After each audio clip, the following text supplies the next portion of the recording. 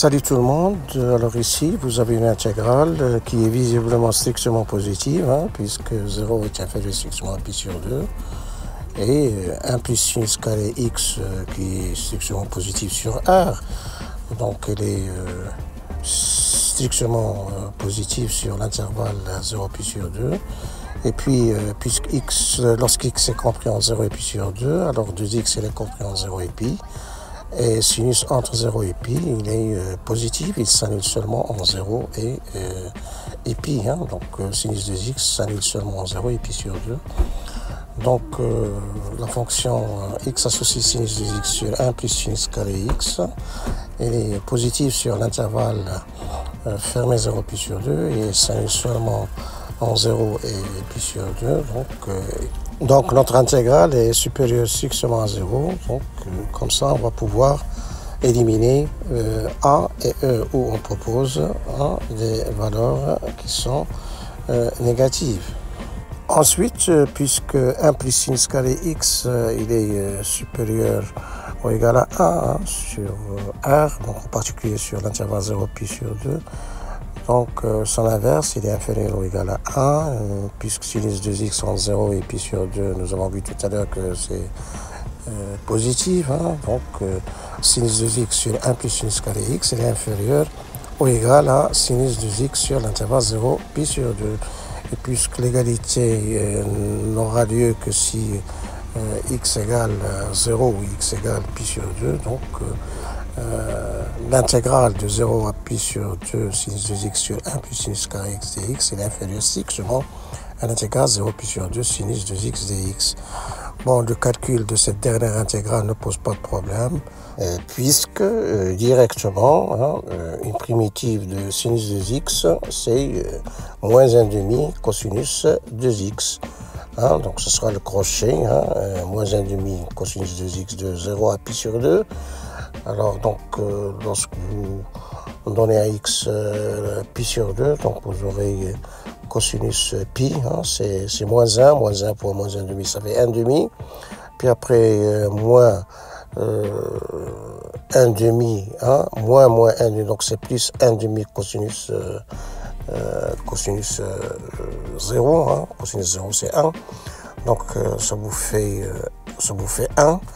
Donc autrement dit, notre intégrale, donc ce sera inférieur strictement à 1.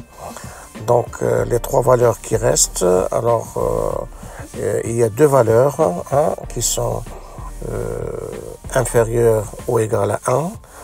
Donc il faut les éliminer. Donc il faut garder au final la valeur qui est proposée dans la proposition C. Donc il faut cocher C. Sinon, on va calculer directement cette intégrale qui est simple à calculer. Alors, quelques élèves au départ vont penser, surtout les élèves qui connaissent arc tangente, vont penser qu'il s'agit de la forme I' sur 1 plus U carré. Malheureusement non, parce que effectivement nous avons dans le dénominateur 1 plus 1 carré, mais nous avons le carré de sinus x et la dérivée de sinus x, on ne la trouve pas dans le numérateur, pardon. D'accord, donc ça ne marche pas arc tangent. Donc il faut chercher un autre moyen pour résoudre ce problème. Mais en dérivant le dénominateur, qui est 1 plus sinus carré x, donc sa dérivée, c'est la dérivée de sinus carré x, c'est 2 sinus x cosinus x, c'est exactement sinus de x que nous avons dans le numérateur. Donc nous avons la forme I' sur u. Alors une primitive, donc c'est ln valeur absolue de u.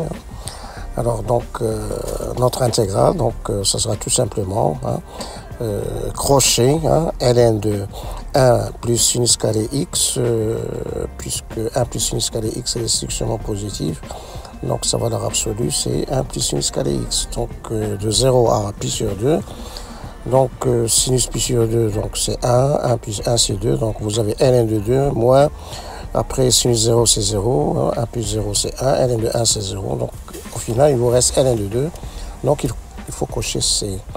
Alors cette méthode est plus simple que la première, mais la première, elle est très intéressante, surtout dans un concours lorsqu'il s'agit d'une intégrale qui est impossible à calculer ou qui est difficile à calculer.